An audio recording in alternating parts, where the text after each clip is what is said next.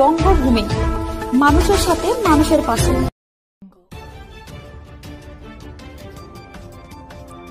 অতি ভারী বৃষ্টিতে গঙ্গাসাগরে নদী বাঁধে ধস নামল, ফলে আতঙ্কের মধ্যে পড়েছে স্থানীয় বাসিন্দারা।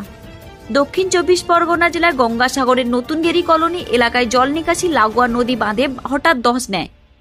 এরপরেই আতঙ্কের মধ্যে পড়ে যায় স্থানীয় বাসিন্দারা।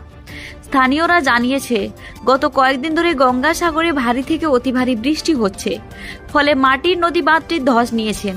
সামনেই রয়েছে পূর্ণিমা কোটাল, খুব শীঘ্রই বাঁধ মেরামত না করলে এলাকা প্লাবিত হওয়ার সম্ভাবনা রয়েছে। চাষের জমিতে নোনা জল ঢুকে যেতে পারে, ফলে বড়সড় ক্ষতির মুখে পড়ব আমরা চাই প্রশাসন দ্রুত মেরামত করুক।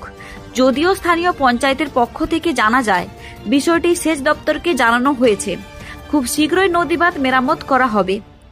সাগর থেকে বঙ্গভূমি নিউজ টিম।